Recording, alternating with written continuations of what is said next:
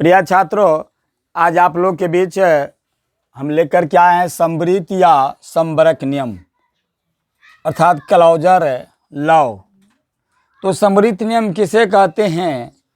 समवृत्त या समवरक नियम हुआ है जब दो पूर्ण संख्याओं का योग अगर पूर्ण संख्या हो जाए। ध्यान देंगे, जब दो पूर्ण संख्याओं का योग एक पूर्ण संख्या प्राप्त हो जाए, जब दो पूर्णांक संख्याओं का योग एक पूर्णांक संख्या प्राप्त हो जाए, जब दो परमेय संख्याओं का योग एक परमेय संख्या प्राप्त हो जाए, तो वह समवृत्त नियम या समवरक नियम कहे जाते हैं।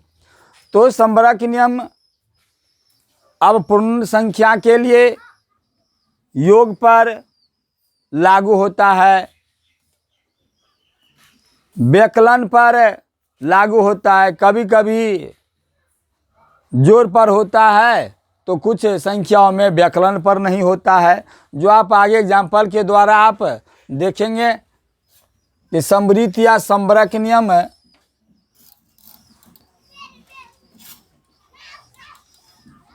जब दो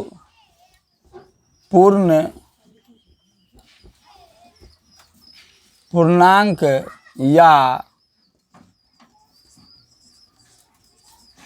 परिमेय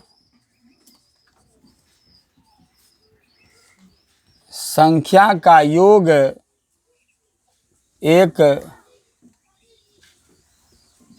पूर्णांक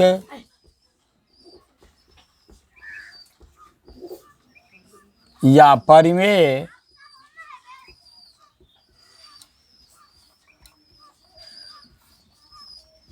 संख्या प्राप्त होता है, तो वह समवृत्त या समवरक नियम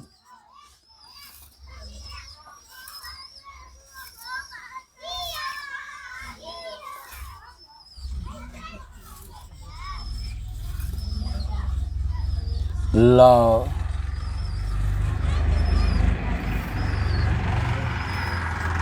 कहे जाते हैं। जैसे मान लिया कि कोई दो पूर्ण संख्या 2 है और दूसरी संख्या 3 है, तो 2 और 3 को जोड़ करके कितना होगा? 2 एक पूर्ण संख्या है, 3 एक पूर्ण संख्या है, दोनों को जोड़ने के बाद 5 प्राप्त हुआ, 5 एक पूर्ण संख्या है। तो जब दो पूर्ण संख्याओं का योग पूर्ण संख्या हो जाए, तो उसी को समवरक नियम कहे जाते हैं।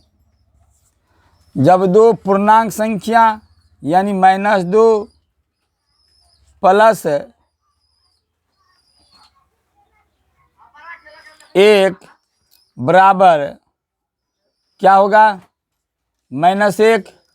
-2 एक पूर्णांक संख्या है, 1 एक पूर्णांक संख्या है, इन दोनों का योगफल -1 भी एक पूर्णांक संख्या है, अर्थात दो पूर्ण संख्या का योग यहाँ एक पूर्णांक संख्या आया, दो पूर्णांक संख्या का योग एक पूर्णांक संख्या प्राप्त हुआ, अतः यह भी समवरक या समवृत्त नियम के अंतर्गत है।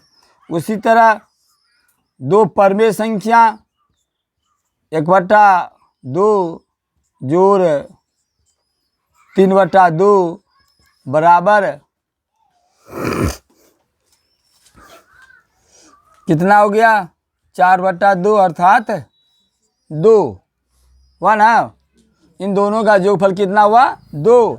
तो 2 भी एक परमेय संख्या, 1/2 एक परमेय संख्या है और 3/2 भी एक परमेय संख्या है। दो परमेय संख्या का योगफल 2, 2/1 एक परमेय संख्या प्राप्त हुआ, अर्थात दो परमेय संख्या का योगफल परमेय संख्या जब प्राप्त होता है, दो पूर्ण संख्या का योगफल जब एक पूर्ण संख्या प्राप्त होता है, दो पूर्णांक संख्या का योगफल अगर एक पूर्णांक संख्या प्राप्त होता है, तो वही योग का समवृत्त या समवरक नियम कहे जाते हैं।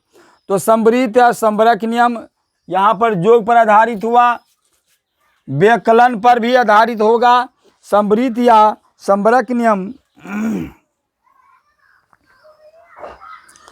पूर्ण संख्या पर या व्यकलन पर आधारित समृद्ध नियम नहीं होता है, फिर गुना पर यह लागू होता है, बल्कि पूर्ण संख्या के लिए यह व्यकलन पर, क्योंकि दो पूर्ण संख्या को अगर हम घटाते हैं, दो में से अगर हम 3 घटाते हैं तो यह व्यकलन में घटाव पर इसका कितना हो जाएगा, -1 हुआ ना।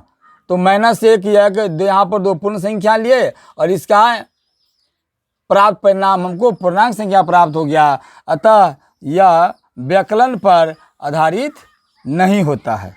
यही है आप लोगों का समृद्ध या समरक नियम, जो भी आप लोगों को बताया गया कि जब दो पूर्ण संख्याओं का योगफल एक पूर्ण संख्या प्राप्त हो जाए, जब दो परमेय संख्या का योगफल एक परमेय संख्या प्राप्त हो जाए, और जब दो पूर्णांक संख्या का योगफल एक पूर्णांक संख्या प्राप्त हो जाए, तो उसे समृद्ध या समरक या उसे क्लोजर लॉ कहे जाते हैं। Thank you.